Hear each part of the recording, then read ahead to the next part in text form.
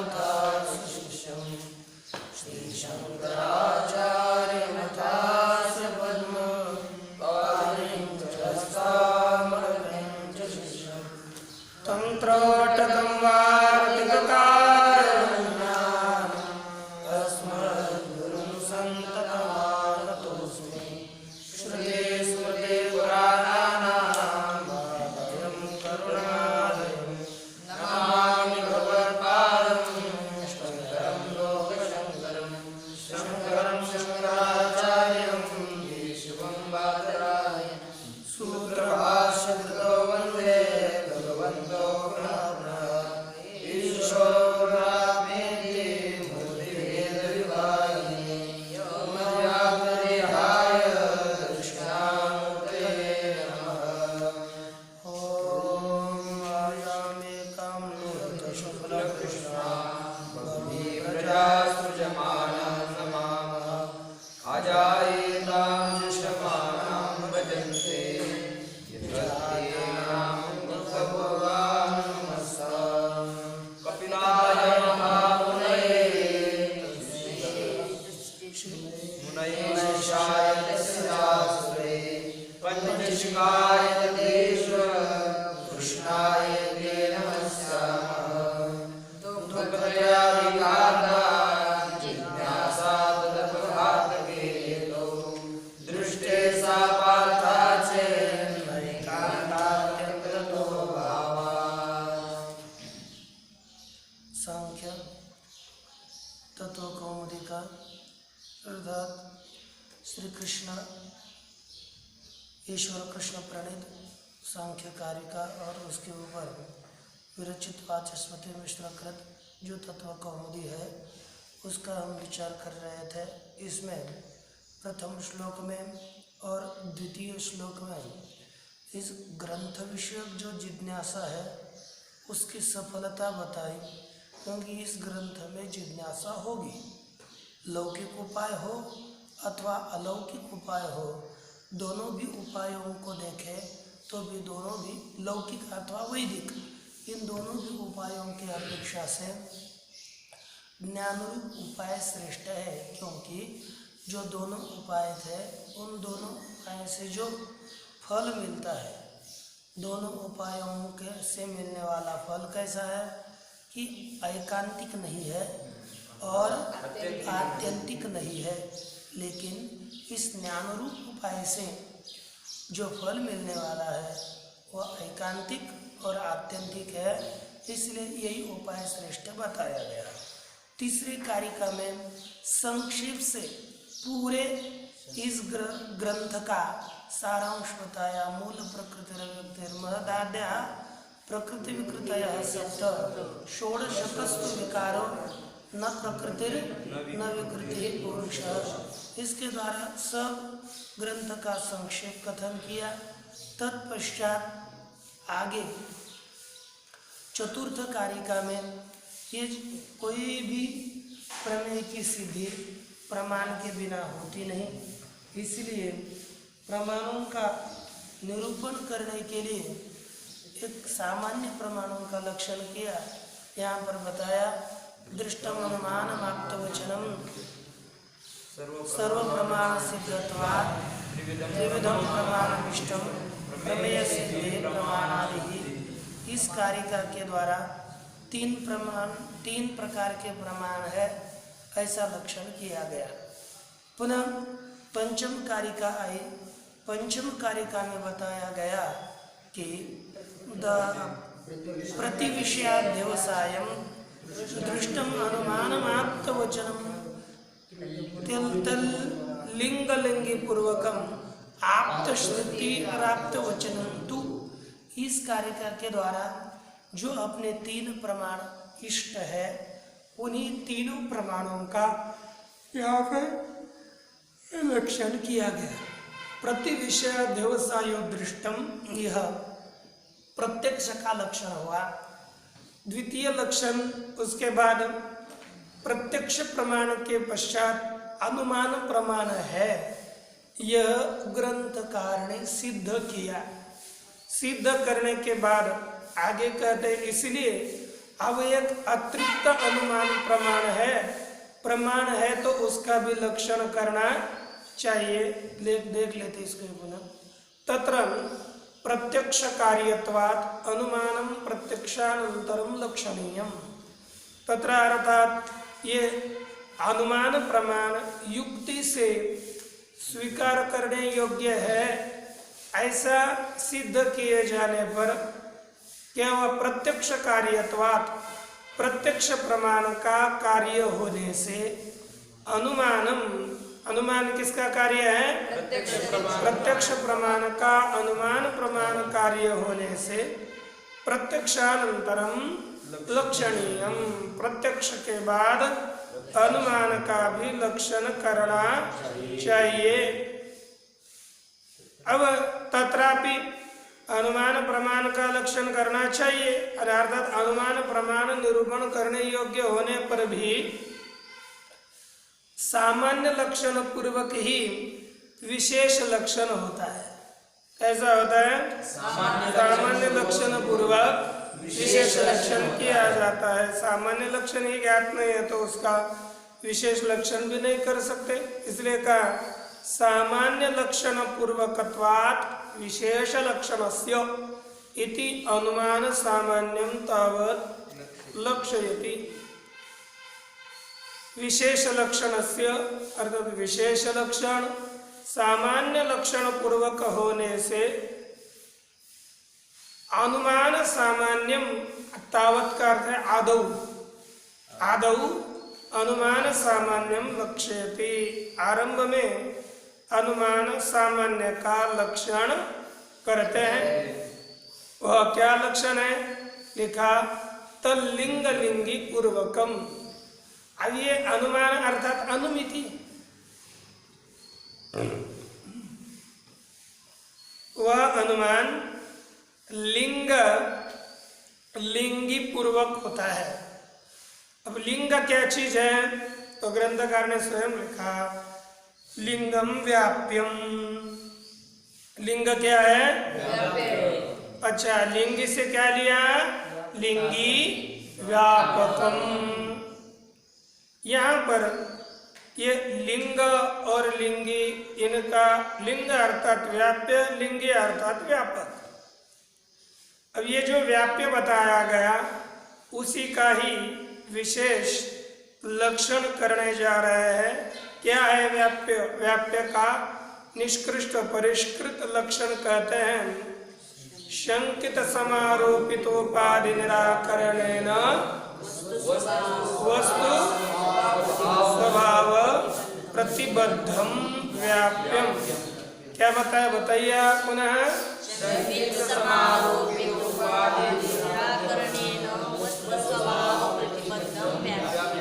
पुनः एक बारम शंकित समारोपितोपाधि निराकरणेन वस्तुस्वभाव प्रतिबद्धम व्याप्यम। यह व्याप्य का लक्षण किया। शंकित किसे कहते हैं? कहते शंका का जो विषय उसे कहते हैं शंकित।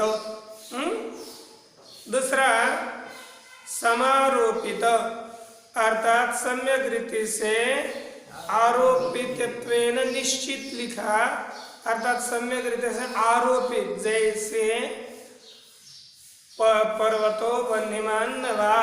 ये क्या हो गया? शंका हो गई, है कि नहीं? पर्वत वन्य वाला है कि नहीं है, ये शंका हो गई तो वन्य हो गई वहां पर पर्वत में शंकित, है ना? शंका का विषय हो गई वन्य। पर्वत तो आपको निश्चित है, पर्वत के विषय में कोई शंका नहीं है। पर्वत में वन्य की शंका है, इसलिए शंकित हो गई वन्य। उसी को दूसरा नाम देते हैं संदिग्ध। क्या कहते हैं? संदिग्ध। और दूसरा है आरोपित। आरोपित अर्थात अतस्मिन् तद बुद्धि आरोप अध्यास। अब जैसे आगे सर्प नहीं है, वो आगे रज्जु पड़ी हुई है, उस रज्जु में सर्प की प्रतीति होना, यही क्या हो गया? आरोप। सर्प कैसा हो गया? पुनः आरोपित, आरोप अर्थात सर्प में, रज्जु में सर्प का भान होना यही आरोप है, और सर्प हो गया आरोपित, है कि नहीं? भ्रम का विषय आरोपित समझना और संदेह का विषय शंकित समझ लेना। यहाँ पर उपाधि दो तरह की होती है, आरोपित उपाधि और शंकित उपाधि। जहाँ पर उपाधि नहीं है लेकिन शंका हुई कि यहाँ पर उपाधि है कि नहीं, शंकित हो गई, तो उसका निराकरण होना चाहिए। तत्पश्चात यहाँ पर उपाधि नहीं न होने पर भी आरोप किया गया कि यहाँ पर उपाधि ही है। पर्वतो वन्यमान धूमात, यहाँ पर किसी ने उपाधि लगा दी, लेकिन पहले शंकित उपाधि और आरोपित उपाधि, इन दोनों प्रकारों के उपाधि का निराकरण करने के द्वारा, है ना, इन दोनों भी प्रकार के उपाधि के निराकरण के द्वारा वस्तु स्वभाव प्रतिबद्धम, वस्तु स्वभाव क्या लिखा है? वस्तु स्वभाव प्रतिबद्धम। अच्छा, वस्तु अर्थात हेतु, है ना, उसके साथ जो प्रतिबद्ध हो, संबद्ध हो, वही क्या होता है? स्वाभाविक संबंध जिसका हो, है ना। वस्तु हो गई तो वस्तु समझ लीजिए साध्य, वस्तु हो गया साध्य, उस साध्य के साथ, साध्य हो गई वन्य, उस वन्य रूप साध्य के साथ जो स्वाभाविक संबंध किसका है? धूम का नित्य संबद्ध धूम है, इसलिए धूम को कहते हैं व्याप्य। तो क्या लक्षण हुआ व्याप्य का? शंकित समारोपितोपाधि निराकरणेन वस्तु स्वभाव प्रतिबद्धम व्याप्यम। ठीक लिखा, वस्तु स्वभाव प्रतिबद्धम इति अनेन च व्याप्तौ स्वाभाविक संबंधत्वं दर्शितत्वं। ठीक है ना। अच्छा, आगे लिखा कि लिंग लिंगी ग्रहणेन च विषयवाचिना विषयिणं प्रत्ययम् उपलक्ष्यति। यहाँ पर एन च, अच्छा एक पंक्ति शब्द रह गया, एन च प्रतिबद्धम तद्व्यापकम, और जिस वन्य इत्यादियों के साथ धूम प्रतिबद्ध है अर्थात नित्य संबंध वाला है, इसलिए वन्य क्या हो जाएगी? जिसके साथ प्रतिबद्ध है वह हो गया व्यापक, और जो प्रतिबद्ध है वह हो गया व्याप्य। कौन प्रतिबद्ध है? नित्य संबंधित कौन है? धूम, इसलिए धूम क्या हो गया? व्याप्य। वन्य धूम के साथ नित्य संबंधित नहीं है क्या? नहीं, आयो गोलक में वन्य है, धूम नहीं है, वहां पर धूम के साथ संबंध वन्य का नहीं है, लेकिन जब भी धूम रहेगा वह धूम वन्य के साथ संबंधित होगा ही होगा। ऐसा स्वतंत्र अविच्छिन्न मूल वाला धूम अन्यत्र नहीं मिलेगा, है ना। नित्य वन्य के साथ धूम संबंधित रहता है, जिसके साथ संबंधित रहेगा वह होगा व्यापक, और जो संबंधित रहेगा वह होगा व्याप्य। इस तरह से यह कथन किया। अब हम आगे लिंग लिंगी पद के द्वारा अनुमिति का कारणीभूत उसका ज्ञान स्वीकार करना है। ये लिखा ना, लिंग लिंगी पूर्वकम, यह अनुमिति होती है तो अनुमान का हमको लक्षण करना है। तो अनुमान का लक्षण कौन है? उसका कारण रूप ज्ञान हमको लेना है, तो इसलिए उसी को दिखाते हुए कहते हैं लिंग लिंगी ग्रहणेन च विषयवाचिना विषयिणम प्रत्ययम उपलक्षयति। देखो लिंग लिंगी ये दोनों भी कैसे है, विषय है ना। लिंग विषयवाचिना लिंग लिंगी ग्रहणेन विषयवाचक।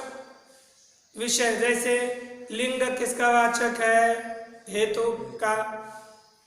लिंग किसका वाचक है, साध्य का। ये दोनों भी पदार्थ है। लिंग भी विषय है और लिंगी भी वन्य विषय है। तो लिंग और लिंगी ये जो दोनों पद है किसके वाचक है, हेतु और साध्य। किसी के वाचक है, विषय के वाचक है। दोनों विषय बताए ना, तो किसके वाचक हो गए, विषय के वाचक। तो लिंग लिंग पद भी विषय का वाचक है और लिंगी भी विषय का वाचक है। वही लिखा विषयवाचिना लिंग लिंगी ग्रहणेन। विषय के वाचक लिंग और लिंगी इनका ग्रहण किया कि नहीं, इनके ग्रहण से विषयिणम प्रत्ययम उपलक्षयति। यहाँ पर ग्रंथकार ये लिंग और लिंगी इस पद से हेतु और साध्य, वस्तुतः ये दोनों पद हेतु और साध्य के ही वाचक है, लेकिन ग्रंथकार को हेतु और साध्य लेना नहीं है। फिर क्या लेना है, उनका ज्ञान, उनका विषयी है ना। लिंग विषयवाचक जो लिंग लिंगी पद है उनके ग्रहण से विषयी उपलक्षित किया जाता है। अर्थात लिंग से लिंग ने हेतु नहीं लेना, हेतु का ज्ञान लेना है। लिंगी से साध्य नहीं लेना, तो क्या लेना है, उसका ज्ञान विवक्षित है। इसलिए का विषयिणम प्रत्ययम, उनका विषय, लिंग का विषय और लिंगी का विषय कौन हो गया, ज्ञान। समझ में आता है कि नहीं, कि देख रहे हो, विषय हो गया ज्ञान। यहाँ पर उसको उपलक्षित किया गया है, अर्थात उपलक्षण प्रमाण से यहाँ पर उपलक्षण से क्या लिया, ज्ञान। तो अब क्या सिद्ध हो गया, तो लिंग लिंगी ज्ञान। ये इस लिंग लिंगी पूर्वकम का तात्पर्य हो गया लिंग लिंगी ज्ञान पूर्वक। क्या हो गया, यहाँ पर लिंग लिंगी हेतु और साध्य नहीं लेना, उनका ज्ञान में लेना है। तो लिंग लिंगी ज्ञान पूर्वक ये अर्थ लब्ध होता है। वही आगे दिखाया, धूमादिर्व्याप्य वन्यादिर्व्यापक इति प्रत्यय तत्पूर्वकम, उसको स्पष्ट किया। धूमादिव्याप्य अर्थात लिंग है, वन्यादिर्व्यापक है अर्थात लिंगी है। ऐसा जो ज्ञान, प्रत्यय अर्थात ज्ञान, नहीं तो लिखना कि प्रत्यय, लघु के प्रत्यय लाओगे है ना, प्रत्यय अर्थात ज्ञान। ऐसा जो ज्ञान तत्पूर्वक क्या होता है, अनुमान अनुमिति होती है। तो यहाँ पर अब लिंग अनुमान का लक्षण क्या हो गया, लिंग लिंगी ज्ञान पूर्वकम। क्या हुआ, पुनः बोलिए, ऐसे सो रहे लिंग लिंगी। और इतना तो हो गया ना पद, क्या होगा, मूल में जो दिया हुआ है लिंग लिंगी पूर्वकम, लिंग लिंगी से उनका ज्ञान लेना है, तो ज्ञान ग्रहण करेंगे तो पूरा हो गया लिंग लिंगी ज्ञान पूर्वकम। ये पूरा पद हुआ। तत्पश्चात हम आगे चलते हैं। अरे